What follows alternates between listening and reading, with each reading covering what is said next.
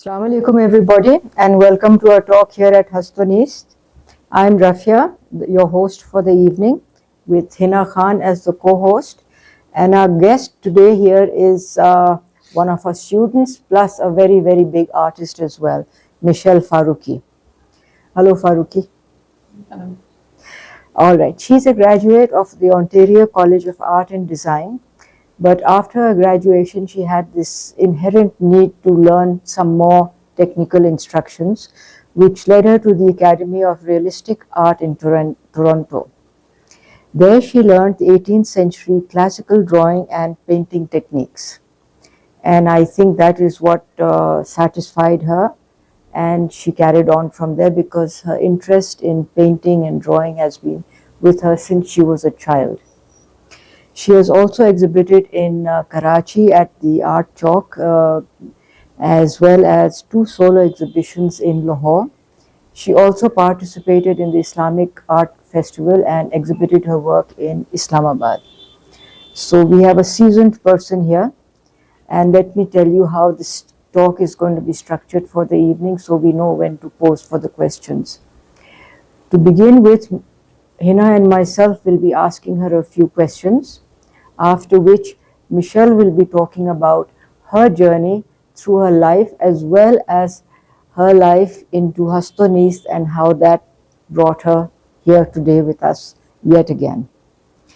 And after that, we will have the audience open up the floor for your questions and answers. Yes? Are we agreed upon that? Right? So the floor is open to Hina for her question. So, what inspired you to do this series on the seasons? That is really different colors and vibrancy in it. So, I would like to know what is that inspired you to do the seasons. Okay, so for me, the natural world has always been a great source of inspiration and fascination. And it's always been that way. And living for a very long time in Karachi, where there is no greenery and no seasons and very little of that, when I came to Lahore, I was immersed in nature for the first time. And we also live opposite the racecourse park. We are blessed to have that just next door. And I was surrounded by all manner of flora and fauna and birds and animals and ancient trees and flowering trees that I've never even seen in before. And so all that was, it fed my inspiration. And at that time we were working on a different project, so I was busy doing things. And in my spare time I decided, okay, why don't I try to express my fascination with Lahore and the seasons in a miniature style and make 4 paintings, each of which will have a woman who will represent the spirit of each season. So that's how it started. It's really nice. But the name, yeah, Lahore. and the name is very interesting. It brings lots of questions. Fair, fierce, and fleeting. Yes, so How did that come about? Sure. These 4 paintings were exhibited first at 𝐀𝐫𝐭 Gallery, which is owned by 𝐽𝑜𝑢𝑟𝑛𝑒𝑦, and she curated the show, and she was fine with having just 4 paintings make up a whole exhibition. And of course we needed a name, so I wanted something which was descriptive and would apply both not just to the seasons but the overall theme, which was change and life itself. So, and just like the season, like spring can be really fair and beautiful, in comparison summer can be extremely fierce, fiercely hot, especially summer in Lahore. And overall, just like life, the seasons are fleeting. So when those words like came very easily to me, and I said, okay, that's perfect. And you do realize that the hurricanes are also named after female names. Yes. So I suppose the fierce part definitely fits in. Yes, I'm sure. So I was looking at these paintings and I noticed that there are these 4 figurines and they're females, of course. But I got this slight feeling, or I made this observation, let me be polite about it, uh, that they are slightly different from the background or the overall miniature concept, as we could put it. So, would you agree to that, or could you Yes, add to that? you are absolutely correct, Rafia. So when I'm making my own miniatures, like I don't have other miniature paintings to compare it to. So when I compare it to my other art, it looks very traditional. And but when I look at other miniature paintings, and I can see, okay, there's very little similarity. And part of that is to do with my whole history of and training as an artist in a Western aesthetic and a style. So that's where the Western Yes, flavor and comes in. yes, not just training, but a childhood which was absolutely devoid of any exposure to our local arts. I knew nothing about miniature style painting or any local art for that matter. I was just surrounded by Western literature, Western art, Western movies, English was spoken. And so this was like entering a foreign country for me when I came to Hast-o-Neest. Although it was coming back home to Pakistan after many years. So there is that influence, the lack of Right, our own right. heritage and the influence of the Western aesthetic. And that still exists in my art because um, I love Indian miniature style painting. My aesthetic has changed and I appreciate it. And when I have a project which has to look very traditional, then yes, I make a point to uh, look at reference images and try to draw inspiration from existing artwork and, Right, and make right. it look more traditional. Right. But for these paintings, this was for my own pleasure. So there were no rules saying, Ah. okay, I should not use these colors or the figures should not. I just said, okay, what does each woman representing each season, what should she look like? And so I went from there, and it evolved into something slightly different, and it went away from that initial concept. Plus the two, borders and not four as the traditional. Yes, the zebra. So there again, I just decided to take a shortcut and just use a full tazib pattern only for the top and bottom. Acha. Also because it's a vertical painting, so if I had done like a very broad, it would have been more like vertical stress like this way, and I wanted it to maintain that vertical, horizontal stress, sorry. So I wanted to look more all in vertical. So that was another reason. And then just to minimize it, the overall pattern. But because I have great respect for the traditional art forms, I did keep as much as I could. The flavor is definitely Yes. there. Hina? So I would like to know, what are you currently working on?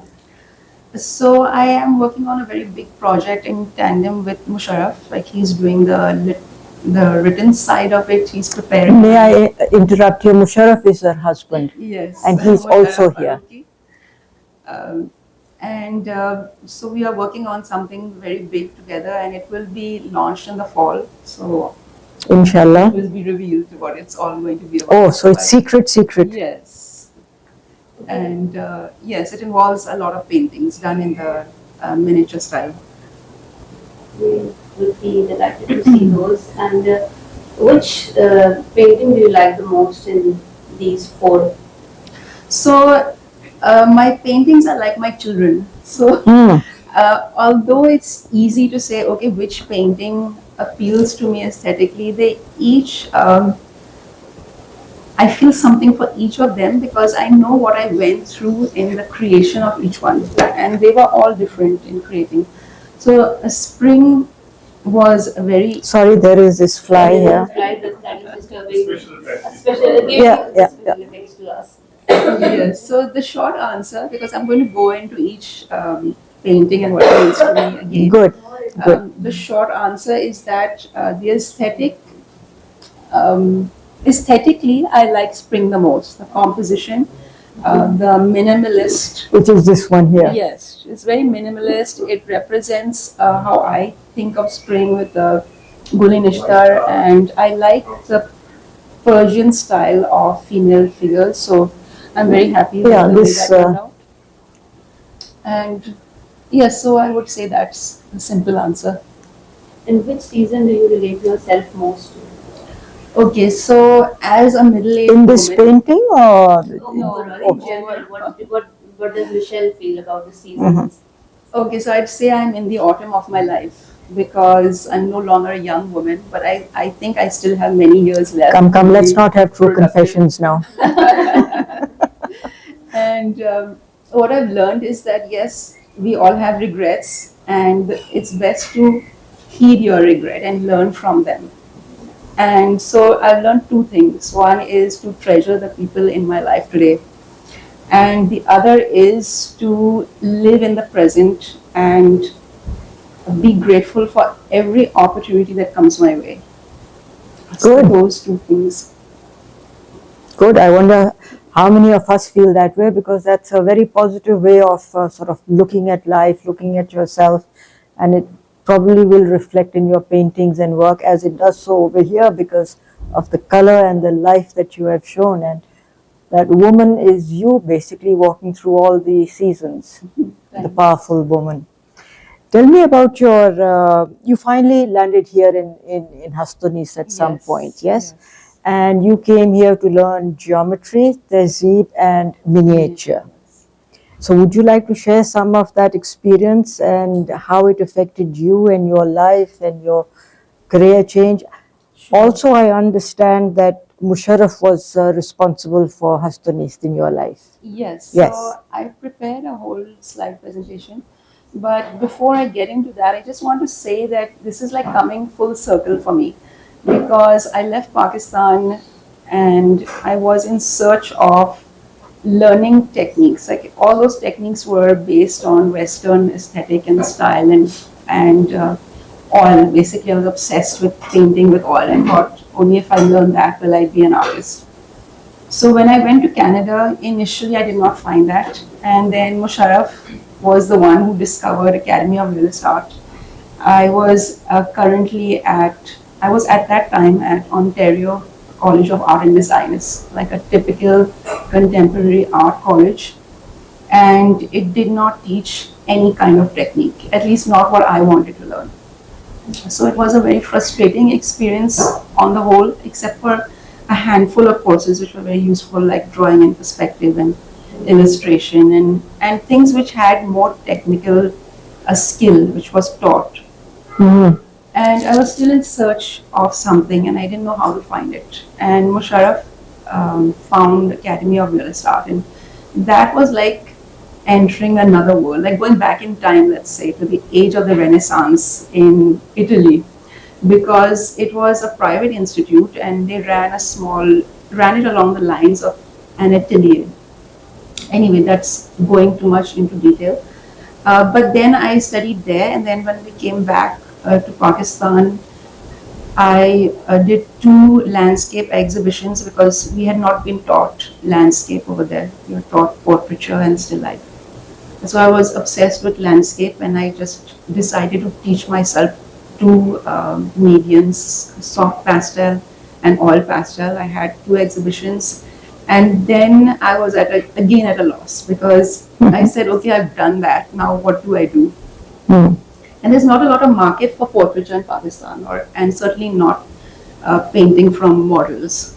So Musharraf again found Hast-o-Neest and made the acquaintance of Miss Faiza, and he was actually in search of, he wanted me to paint in the style of miniature painting, and that to me was something I'd never even looked at before, and I had no idea.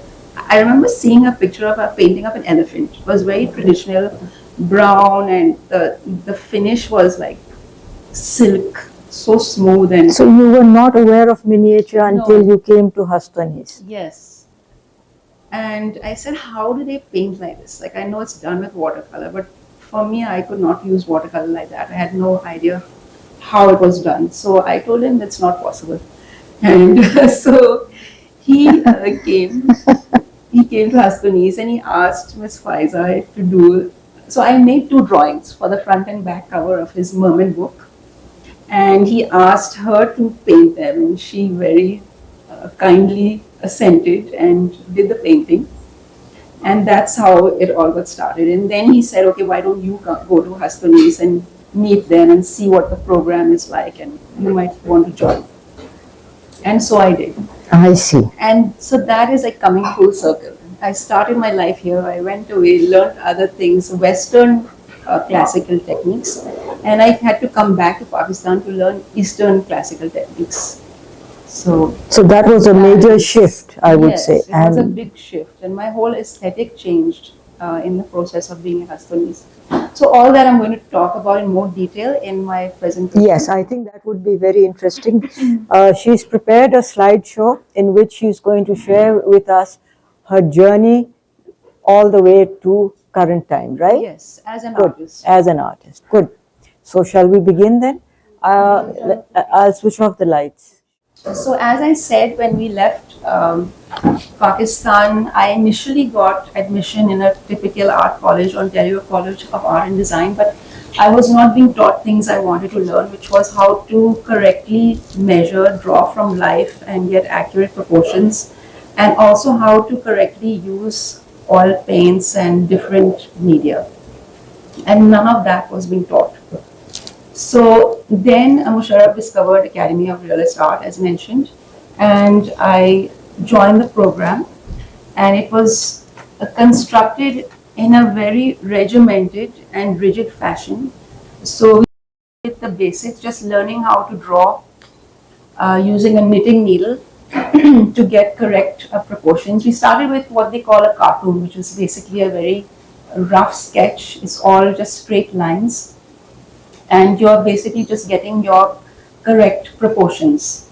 And after that, you add the curvature of the lines and go from big to small shapes. So you start with a big form, then you break it down to small forms, and then once you have your drawing done accurately, then you add the shadow pattern and fill it in as a flat mass.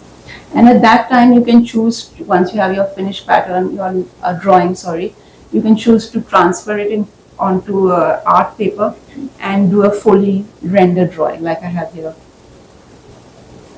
So we started with drawing from a 2-dimensional image, and I had to copy that and make it exactly the same size. And this was also done from a 2-dimensional image. Both these were done with graphite, that's lead pencil, not charcoal. And we were not allowed to use any blending tool. It all had to be done with the point of the pencil. So one thing which was quite nice for me when I came here was that we both had the same method of the use of the lead pencil. We stripped the wood and then sharpen the lead to a point. That's right. So that's exactly what Ms. Faiza did. So that was like, okay, another point of similarity. Then the next stage is drawing with charcoal from a 3-dimensional plaster cast. So we had more than one. This is one. That's David. Yes. And this was done with charcoal, it's done from life, and it's also exactly the same size as the cast. So we had to learn how to get exact measurements. And this was the other one. And this is also done in charcoal and using vine charcoal as well, not pencils. And compressed charcoal. So when you use compressed charcoal, you get jet black. Otherwise, if you just use charcoal pencil, it will always be like a 90% shade of black. But with compressed charcoal, you get 100% black. This is a drawing, right? Yes, charcoal on paper. So this was all, the whole course was structured like an atelier, and all based on classical training and tradition. So very similar in spirit to Hast-o-Neest, because they were aiming in this age to keep alive traditional art forms and techniques which are really dying out today. So when this was like 20 years ago, so they were very unique in that way. Then the next stage is a monochromatic oil painting, again from a plaster cast. So monochromatic because they don't want you to deal with the problems of color. and color mixing and all that. They just want you to get used to how to use oil paints correctly. So that was also a learning experience because I had no idea how to correctly use oil paints in like a 7-layer technique it's called. Then I moved on to a full color painting and oils from a still life setup. Again, exactly the same size as the original and done on linen. So linen gives you a very smooth surface to work on. It's not like cotton canvas. And this is the other one done on linen, still life.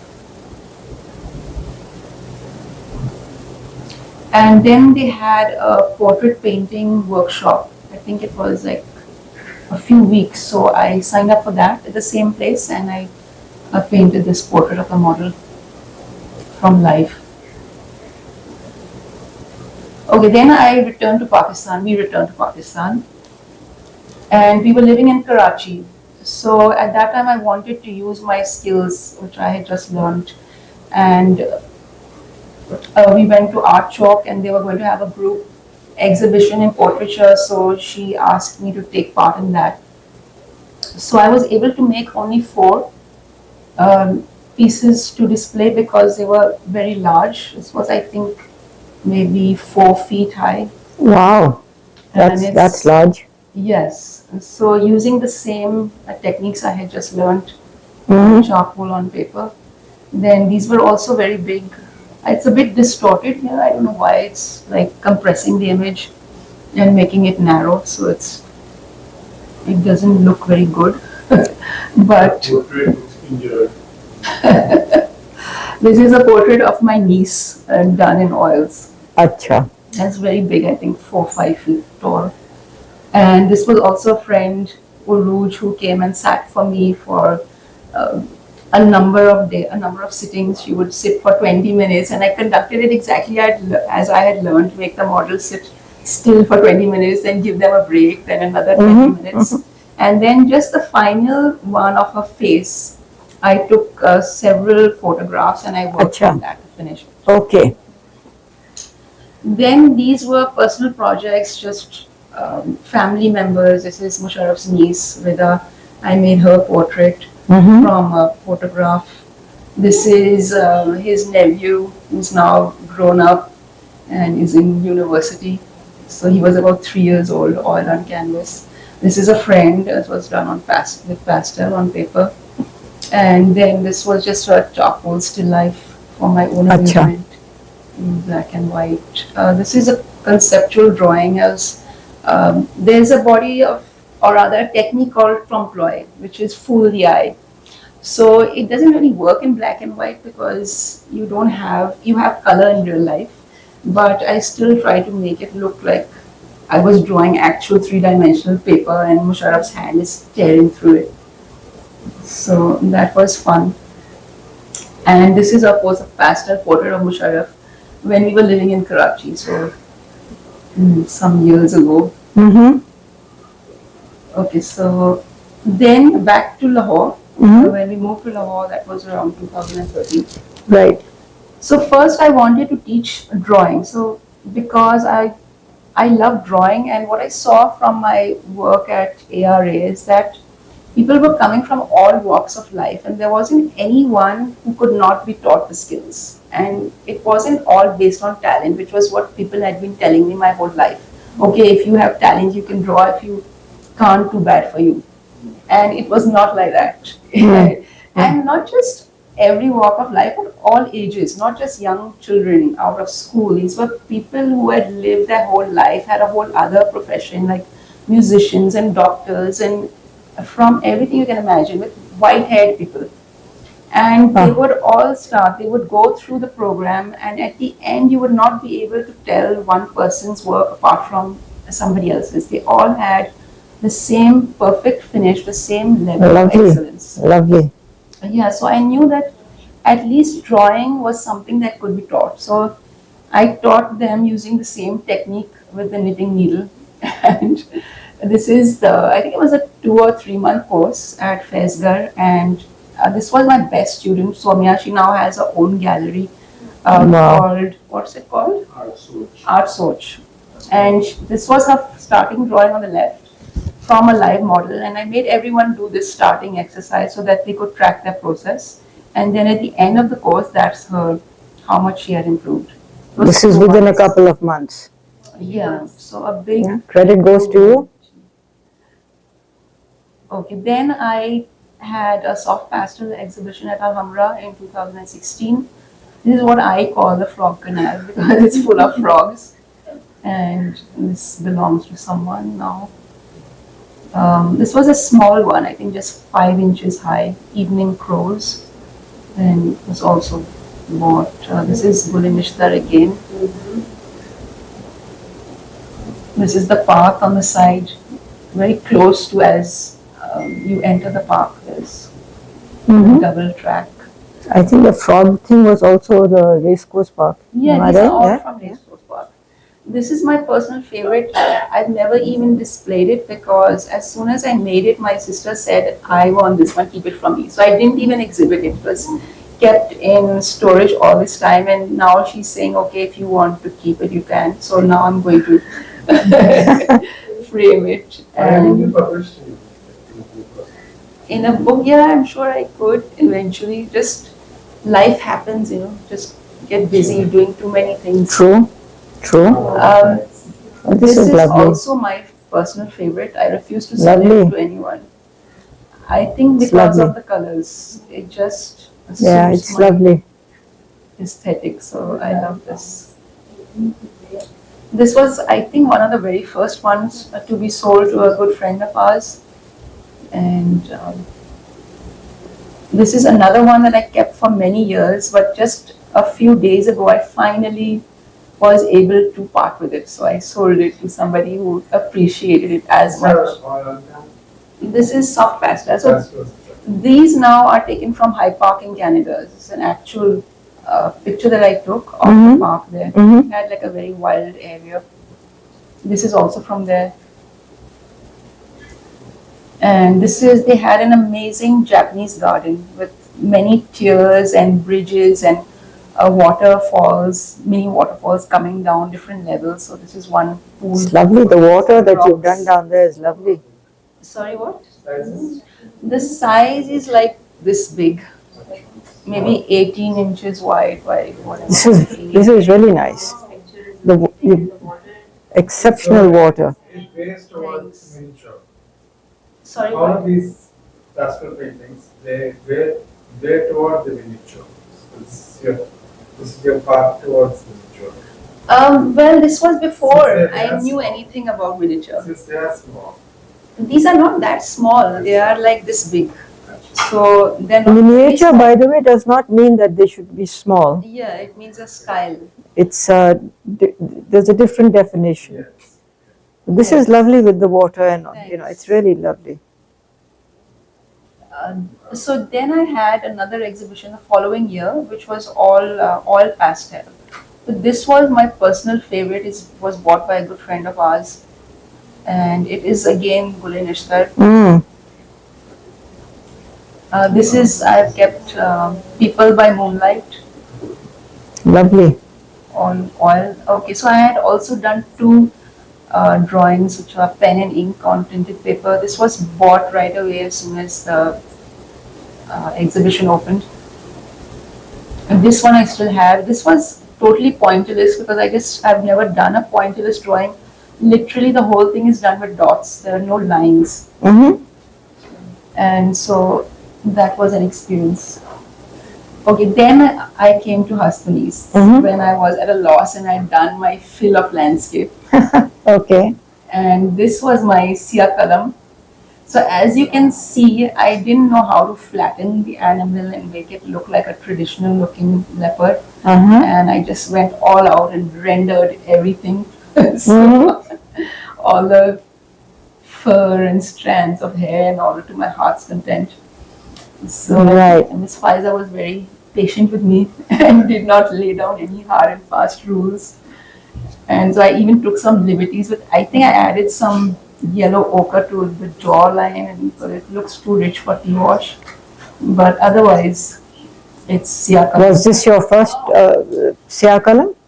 Yes. Yes, okay. Snow leopard. Then this is the banyan tree I made. So this personally, I don't like the outside elements, and I don't like that circular thing. So my aesthetic was still developing. It was still very Western, you can say, and I was trying to put in all elements which did not belong there and make something very busy, which should have been much simpler. So if I could do it all over again, I would eliminate the purple circle and all the outside things. But the person who bought it still liked it a lot, so that's fine. Good enough. We're happy with that. Okay, so this was a 𝐀𝐫𝐭 𝐓𝐚𝐥𝐤, birds and flowers from the 𝐀𝐫𝐭 tradition. Was this again at Hast-o-Neest? This was done with Miss Faiza, and she had lent me her real gold, so I put real gold in the borders. Wow. And as you can see, these again do not look like traditional miniature style flowers. They're 2-3-dimensional looking, and they're not the same aesthetic because I was still not there, but I was getting there. So then I was just going to make the flowers, and Miss Faiza insisted that I add a bird. So I added the hummingbird. That definitely sounds like her. Yes. So it was bought by an anonymous buyer when I had an exhibition in Islamabad many years later. Acha. And this is for the lovely painting. So it doesn't look very good here again because of the distorted image. Is there any way we can fix that distortion?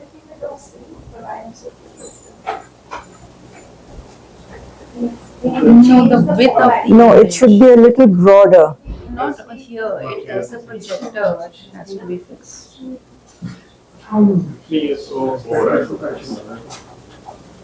It's becoming taller. No. The other way around. The other way. Hina, -2 से ऊपर लेके जाओ.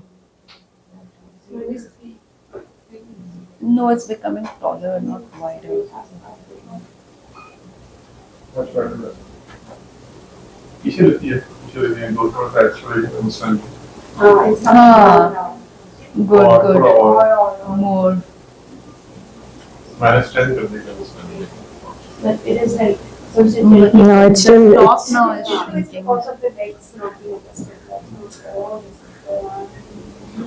This is the one. Maybe this actually means you bring all your paintings here, and we have a. This is the famous one she washed. Michelle, Yes. with you, right? Yes. What's this one she brought? And it will remain with me. So, as Ms. Faiza just mentioned, this one was done for the 𝐀𝐫𝐭 exhibition. And initially, I was very enamored with the whole Persian aesthetic and all their rocks and plants, and I wanted to put everything into that, and whether it belonged there or not, I couldn't care less. So I started adding more and more color, more and all red, blue, and yellow, and it ended up looking so awful that I could hardly bear to look at it. And I had put gold acrylic paint also where the 𝐀𝐫𝐭 is, and I wanted the sun to be there. I didn't want a 𝐀𝐫𝐭 at all. And I thought rays of light coming out behind the mountain and all this color and detail, and that it was a disaster. It was a disaster, right? So I washed the whole thing off. I just couldn't stand it. And this is what remains after washing it. All the texture in the mountain is from that. And then the paper itself degraded to such an extent that it really got damaged because I had to use a knife to scrape off the gold. And then I said, okay, I have a big hole where the sun was supposed to be. I'm going to turn that into the 𝐀𝐫𝐭. And so I made that. I wanted him to look almost transparent where he overlaps the mountain, and I wanted the clouds also to be very ethereal looking, and the whole thing to look very fragile, like just a veil between us and eternity. So that was my new concept. And the paper which was damaged, I just said instead of trying to cover it up, I'm going to further emphasize all that texture. So I brought out all the details and the clouds that you see behind. It's the best part of the painting. Yes. So I went into all the pores of the grain of the paper, and I brought out all that Lovely. damage. Now that is quite a story of the Vasli. Yes, it took a lot. So I was said, okay, this is now fine. And I remember during COVID when we kept on postponing the exhibition, postponing. Then Danish also had his. He had also not finished. So we both decided, okay, we are both going to work together. And every day we will message each other and say, okay, whether we've done our day's work and finish it. So that's how I, just in the last 2 weeks, I said, okay, worked on it every day and finally it was done. Okay, so going back to my journey at Hast-o-Neest, as I mentioned earlier, Musharraf is the one who discovered Hast-o-Neest and made the acquaintance of Miss Faiza. And I came here, I didn't know how to do it, and he wanted someone to illustrate his books. So after the cover was done, he still wanted a lot of illustrations to go inside the book. And then after I learned how to paint in the miniature tradition, then I was ready to illustrate for him. So I did about 15 or more illustrations. Now these are drawn very heavily from existing images because I did not have the vocabulary to come up with things as good as this. So a lot of them are drawn from those. And of course I redrew everything and repainted it, and that's why these look very traditional, because this is deliberately taking it from the traditional school. Correct. Yeah. And so also with all the, so these of course I had to make up my own human fingers from the tree, and this is your own imagination. Yes. Right. It describes a certain kind of tree, the Wak tree in his book. And this was also an amazing creature. This is my personal favorite from all the illustrations I made. It's Tanin, a kind of beast. It's a snake. Yes, some kind of creature. Is it a good creature? Is it a wicked creature? Is it good or wicked? Okay, I like. And this was another kind of tree which had only the heads of people, not the whole body. So they are talking trees. Yes. Okay, so that was the end of that book project. Now, to go back to Hast-o-Neest, in addition to miniature, I also studied for the first time. I was introduced to Tazib with Miss Azma Salman, and she was a brilliant painter and Tazib artist. She had incredible control over the brush and a great color sense. But I only got to spend a few months with her before COVID or something, I think, disrupted. Must have been COVID. So I did the initial basic one, which one was composition was all monochromatic, just one color, and then I did a small tile pattern, she was not happy with that. She said it's white and she couldn't stand the white color, so I had not tinted it and said, okay, this is not a Tazib pattern, this is a tile pattern. And she said that you have to work on your color sense. Then finally this project was my last one with her, and this is 2 sheets of paper. So the top one is the color you can see, it's like that gray, blue, green. It's actually more green, but in what do you mean 2 sheets of paper? 2 sheets of paper. So this gray color is one, and then the inside pattern, which encloses the, that was all cut out. Once the pattern was drawn, then it was traced onto the top surface. It was cut out in a slightly smaller size, and then the other sheet, which is brown, that was pasted onto it. So when the top sheet is wet, you have to make the pattern a bit smaller than you actually need because it tends to expand. So she guided me through the whole process. And so now there are 2 patterns, the outside, which is just done with wet and wet wash technique and using a khatai pattern with islimi or arabesque. And the inside is also khatai, which means it's the Iranian word for flower. And islimi or arabesque refers to the spiral pattern that you can see, which forms the basis of the whole leaf and flower design. So that was inside that was a different technique using gouache and 3 or 4 layers of paint with a white edge to bring it out. and gold was used for the stems. So that was my experience with Najeeb at Hast-o-Neest. Okay. Then Islamic geometry with Danish was a real a trial of fire through fire, let's say. It was a 7-month course. Acha. And Danish is a brilliant geometer. He can just solve any pattern that you throw at him, and I don't know how he is so skillful at it, but I think they're just wired that way, you know. yes. So one of the things he did was, unlike a Farid Saab who has a totally different method, Farid Saab teaches us the pattern in each class, and then we go home and we make a tessellation, which is to repeat it, like make a repeat pattern out of one. Danish's methodology was different. He would say, okay, this is the pattern, and you have to find out the smallest unit, which when reproduced will give you the whole pattern, and you have to solve it yourself. Most of the time, I mean, he would also show us something in class. So initially I found it very hard. I had to go home every day after each class and go over everything in order to remember it, what we had done, and keep it in my memory.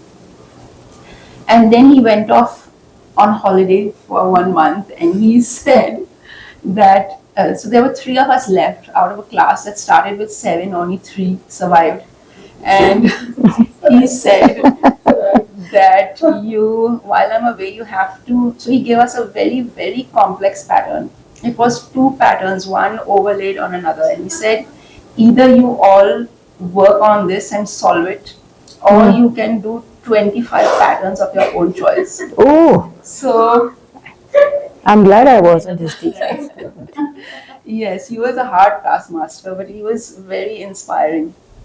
And so I struggled and struggled for many hours over that one choice, and I just could not solve it. Then I went to Canada on vacation myself, and I said I took with me a whole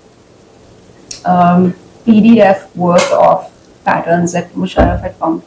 So they were done by some French person. And this included all these designs. And so every morning I would force myself to take out my geometry book and my tools and solve one pattern every day, because that was the only way I was going to get it done. So I did, and then I came back and I found that the 2 other people had not bothered to do a single stick of work. And so their punishment and mine was that I was told, okay, you have to teach them all these patterns which they are missing, and you have to go through everything so that all 3 of you have all the patterns. So that's what we did together. And that's Danish and his course. So that was my first experience of Islamic geometry. This is your work? Or yes, this is your all work? patterns which I solved myself, and then he checked everything. So it is just a mesmerizing occupation. You can spend hours just trying to solve a pattern. It just totally absorbs you. So unlike painting, where I can still think about other things when I'm painting and paint at the same time, and in this I can't think of anything. I have to focus 100%. Otherwise I won't be able to solve it or do it. And you don't know when the time passes. Exactly. So it is such an escape and such a world all of its own. Could you sort of illustrate as to how you find a pattern here? So right now this is very complex, right? So Yes, that we know. That we know. First I see, okay, is it a 2-fold, a 3-fold, or whatever? What kind of pattern is it, and how do I get the basics? Usually we had already had some experience of making simple 4-fold patterns or 2-fold or 3-fold and all that. So based on that, I had some knowledge of how to start. Once I started, I could say, okay, now this line, where could it be coming from? I tried to pull the line as far as it would go. That was one technique he used himself when he was studying. It's the logic of the lines. Yes, and just try to create a grid over which you can get the same shape. And I don't know how to explain it in a simple way for someone who has not done geometry. There are a lot of people who have done geometry. Yes, So for Rafia, I don't know, have you had? No, Okay, that's why I'm. It's if you have some basic knowledge of the intern, like how to create a two-fold or three-fold shape, Mhm. then that's your starting point. Okay. And then you just look at the lines and see, okay, where should I go next? And gradually you feel your way through the pattern. Acha.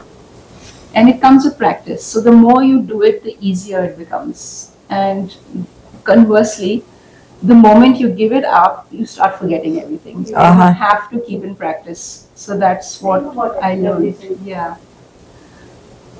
So when COVID started, a friend introduced me to a Turkish teacher who was teaching online.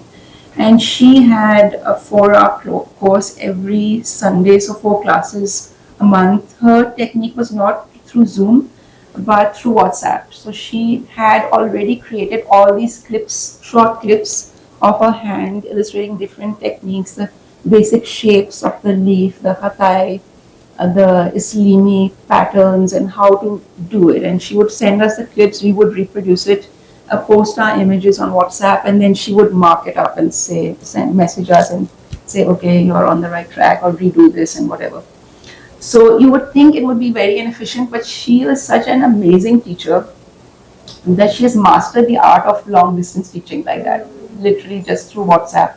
And very exacting. Like Azma used to let us paint on mat boards. She would not. Azma would also let us do other things that she would just, yes, artificial gold. She said, no, you have to paint with real gold and use ahar paper, because that's the only paper that you are going to make your tazi pattern on. So I had to order all these things from Turkey, real gold and ahar paper. And on a side note, Azma had taught us how to make ahar paper. So I actually had a sheet and I used it much later. But I got a lot of ahar paper from Turkey, and so this ahar paper is very thin. It can't be used by itself because it has to be mounted first in order to give it some support. So I mounted it, I think, on a wasli, and that was a process she taught, even how to glue it on. And then, if you can see, there are 2 kinds of patterns: the hatai pattern with the big flowers on top. So this was done with very transparent washes of gold, which was also a new technique for me, because usually I use it very opaque. In this, she made me go very light with the gold. And it's just a thin outline in black for the whole pattern. Then Is this only one layer of gold or two? one layer. And then behind it is another pattern. So that, in making that pattern, was also new because it was just done with graduated strokes of the brush, going from thin to thick and making the outline of, you can't really see it in the slideshow, but it was a different technique. So very little fill, just slight washes to fill the big shapes, and the strokes itself were done from a thin to thick method. And I call this Secret Garden. This was one of the first paintings that sold when I had an exhibition in Islamabad. And you ever get someone to write something? I was just going to say that I intended to make a painting, but then looking at it, I said, I don't want anything inside. To me, that represented the soul. And the soul is like a space of, you can say, emptiness, to put it in some way. So I wanted that to remain. And the rest of it is just the secret garden. Or maybe the soul is the secret garden. Who knows? So the buyer was happy with it. I don't know if whoever bought it commissioned a painting or they kept it like that. So this was, I think, one of the last paintings I did with Zara. So this was also using real gold. And so inside there's a hatai pattern which uses the flowers and leaves. And outside in the 4 corners there's a Rumi pattern. Those are the 2 types. There are 3 types of Islimi. The third one is the cloud pattern, which is not shown here, but it's shown later. So in these I'm using hatai and Rumi. And she also used to oversee the mixing of paints, the mixing of colors. She would say, okay, first give me a swatch of color at full strength, then dilute it and show me that. And then she would say, okay, add so many drops of this pigment, so many drops of water. Each and every stage she would oversee.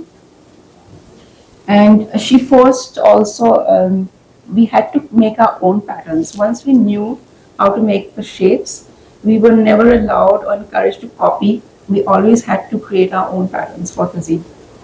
So the whole thing was a wonderful learning experience. It took me a total of 10 months. So this was also done with her. In outside the circle, you can see a pattern of clouds. That's a using the third element that's used with Islimi is the cloud pattern. So that's done solely with gold. It does not have any outline in black. Then inside there's a full Rumi pattern, and that has again two patterns, one on top, which is the Rumi, and underneath that is a Hatay pattern with the flowers in the blue, with blue. So I just used those two colors, black and blue, on tea stain. Or maybe I used a har paper, I don't remember, I think it was a har. And real gold. So of course she taught us how to make the chain pattern, also taught me. Yeah, and then the inside pattern is a geometrical. There's a name for that, and I found out and I've forgotten. Does anybody know what that's called? Maybe, but it's also called something else. It's related to the flower effect, but not exactly that. Yeah. So I've always loved it, and it looks so beautiful in all the many different ways that artists have filled in color and pattern. So I wanted to use that. This is another one that Musharraf has kept for himself. And so then we come again to Musharraf's book, which is his Urdu edition of 𝐀𝐫𝐭 𝐓𝐚𝐥𝐤, which he edited and published. And then I was able to create miniature style paintings for the cover, the front matter, and which I will show you. So this was the cover. Yeah, we should walk these along. Yes. No. I have the book, so you can look at the book. I know the original paintings. I have those. I will exhibit them one day. And it's not too sharp, unfortunately. So I made this. Then this was for the very first page. It's Shamsa pattern. I had done this also with Zara, my Turkish teacher, using real gold and on ahar paper. And these fine lines which come out of it are called sharife. And the rest is the Rumi pattern again. Using a combination of dark blue, red, white and gold. So I know it looks black, but it's actually very dark blue. Then, yes? No, that was a hard paper, which was already like a creamy yellowish tint. Yeah. And very smooth, it's like glass. That's the quality of a har. And this was, so traditionally, when the books were created for kings, they would be lavishly illustrated and illuminated. And they would make the page format like this with that line, because this was a right hand side page, so it would have that line in the middle on this side, and the other side would have it on the right hand side.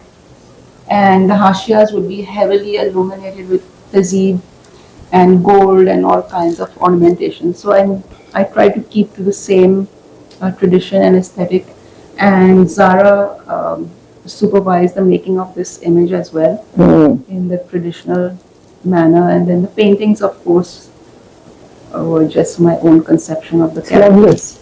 It's lovely. Now this I've done on the left. This was the following pages, a Taj pattern on top, and then the cartouche was meant for the title, the box which comes underneath it, that's meant for the title to be inserted. and then the starting, like the first page, whatever can fit in the box beneath that. This is all the image on the left, and then I've given you a close up on the right of the different kinds of patterns that were made not only on the dark blue but on the gold as well. There's a whole pattern there. A lot of it is the Rumi pattern.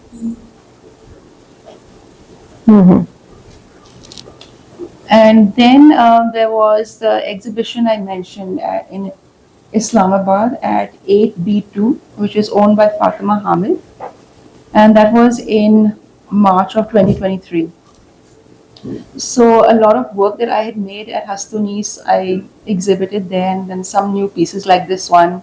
So this, I was working in Canada on this, and again I took a shortcut, and instead of making a fully illustrated Tazib border, I changed it slightly. So this is a jacaranda tree, something I had not painted previously, so I really enjoyed making that. And there are, no, this is not the 𝐀𝐫𝐭 𝐓𝐚𝐥𝐤. So this was also sold.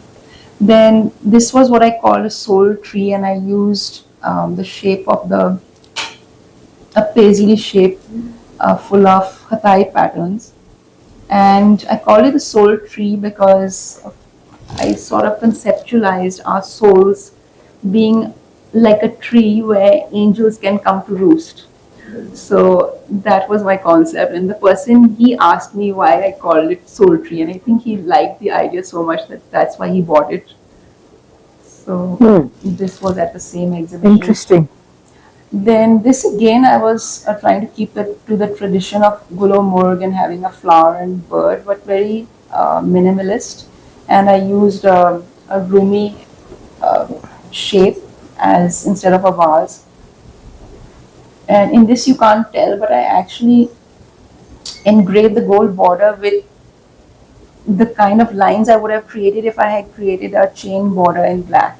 And instead of outlining it in black, I just made an engraved border instead. You can't see it at all in this.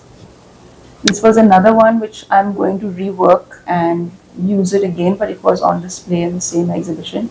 It's just like a Chinese style dragon on tea wash, which was very strong, and again very simple borders. Okay, Secret Garden also was in the same exhibition, and that's where it's sold. Okay, so now we are done with that, and we come back to Hast-o-Neest. So I had lost all my memory of that hard-earned Geometry. skill, and yes, geometry. So I didn't remember how to do anything, and I said I have to take a refresher course. So Fareed Saab was teaching, and I joined. I did 3 courses. One was the basic again, then the advanced, and then he had one short course for during Ramzan. So I took all 3 of those. And then, as I said, he would show us the patterns and then say, okay, go and make a tessellation, and later he would tell us to paint it or color it. Not paint, but color. So one of the later ones, I really liked. I don't know why, but I love this pattern, and I just made a single painting of this and used gouache and gold, artificial gold, on tea wash. So tea wash I've used in a darker and lighter tones. Then this I really like because it shows the paper. It was done on tinted paper, and the lines were done with white, which was a departure from the usual black lines. And I used a silver metallic paint in areas that look grey, you can't really tell. And other areas like the large circles that come right in the middle, those were done with graphite. So why I liked this technique was that it allowed the eye to travel beyond the pattern and see the background. And for me, geometrical Islamic geometry, I think they need some breathing room because they're almost like a starry constellation at night. Like you can only see the stars because of the dark sky. Oh, hi Nashla. Thank you for coming. So I wanted my patterns to be able to not stop the eye. I did not want to fill up the whole surface with color and pigment. I wanted the eye to travel through the pattern and see the background, because for me that's what Islamic geometry patterns have come to me, and that's the way I'm going to treat them if ever I make any more. Mm-hmm. So these were done for the International Islamic Arts Festival in 2 years, 2024 and 25. This was for 2024. I had done this and also this one, the pink and the green.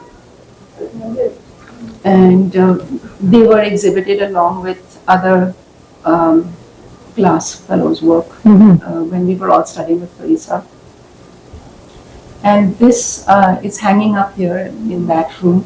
So this was done on ahar paper, which I created with Miss Azma, and it was all buckly, and the tea was all in streaks, and it was just perfect for this because it had an. I had kept it for years and years, and it looked like an ancient surface, and the pattern. I decided to make the whole thing look very ancient and old, and just give it a feeling of eternity. And so I let the paper show through again, and I used the richest color only in the center to again guide the eye to that central area, and use very minimalist metallic paints for the pink and green that you can see, and overlaid those with graphite, so to further tone them down. I didn't want anything bright and shiny. So that was done following year. So, and then I just had an exhibition at 𝐀𝐫𝐭 Gallery, and the owner and the person who curated the show, Miss Nashmia Haroon, has joined us today, and she's sitting next to Miss Faiza. And so here I am at my show. And so Lovely. we've come full circle. Lovely. Thank you. Any questions about the slideshow? Anything? Yeah, 1 second. नहीं वो उसके लिए recording के लिए recording के लिए thank you very much आवाज आ रही है आपको Yes, I can. जी तो ये फर्स्ट ऑफ ऑल आपकी प्रेजेंटेशन और पेंटिंग्स माशाल्लाह बहुत ही वेरीड और बहुत ही खूबसूरत थी माशाल्लाह I wanted to ask you कि आपकी जो इसके पीछे जो आपकी जो पर्सनल वर्क हैबिट्स आपका schedule the time that you put into it उसके बारे में भी कुछ हमें बताएं क्योंकि हम भी मतलब आर्ट के स्टूडेंट्स हैं और मतलब काफ़ी आपने काम किया हो तो उस बारे में प्लीज़ बताइए Yes, so speaking just for my work life in Lahore, like Musharraf and I have our own company and we have multiple projects going on all the time. So sometimes I have the liberty of working exclusively on my artwork, and other times I have to do it whenever I have time. But when I do have the luxury of working as much as I want, then I found that I can work for 4 to 5 hours. So that's my schedule, 4 to 5 hours at least 6 days a week. And I don't work continuously. After every 1 hour, I literally set timers on my phone, and after every 1 hour, I take a 15-minute break. And I walk around and I try to rest my eyes and my hand, and then I get back to work. So 5 hours is like the top of the limit for me, and it's hardly ever less than 4 hours.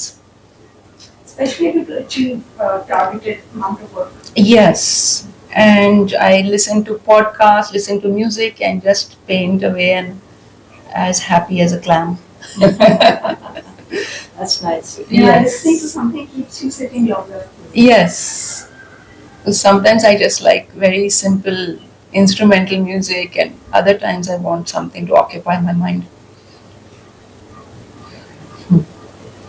Any other questions? So we were going to, did you have any other questions you wanted to ask me before we open it up? This particular stance is open for everybody. If you don't mind, can we have the slideshow just running while we speak? Or Sure. if it's okay. Or maybe I can just catch it. Yeah, I can show it to you. I'll send it to you actually. I in just PDF. I'm not sure it's 100% a question, but also a little bit of a statement. Yes. So you and I had conversations about your recent work, but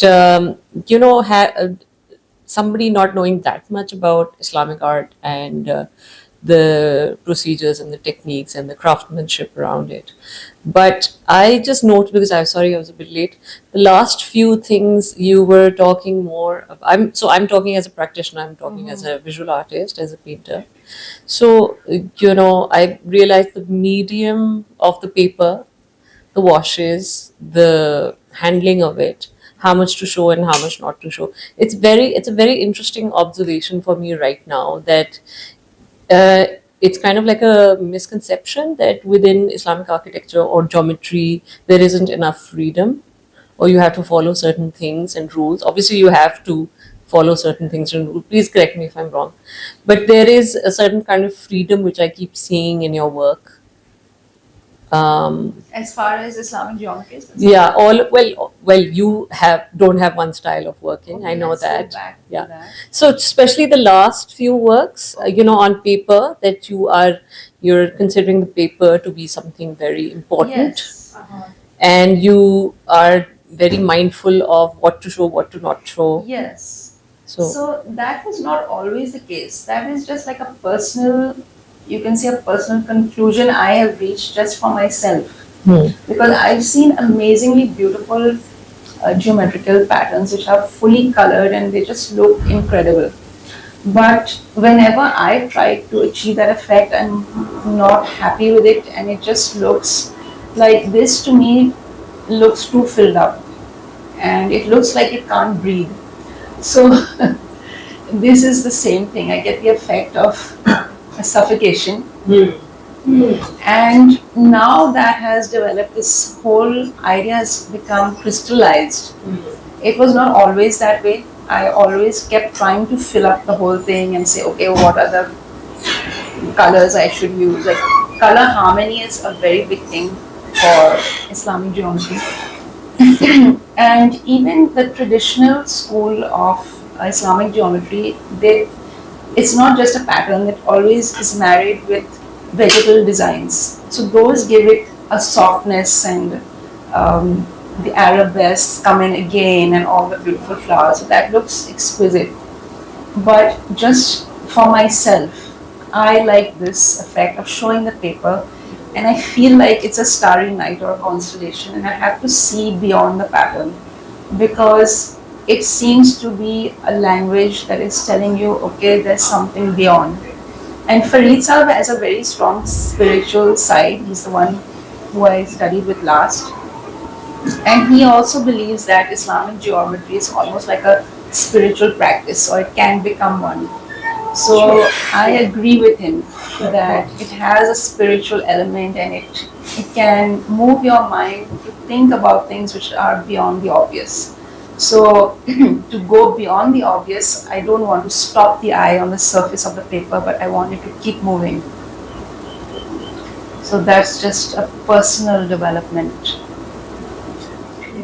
Very expensive. Thank you, Michelle. That was most interesting, Thank you very much. illuminating. Yeah, I especially want to thank Rafia, Hina, and especially Ms. Faiza and Hast-o-Neest for allowing me to display my work here and talk about my life as an artist. It's been a pleasure. Thank you. And watching your art journey, it was really amazing. Thanks.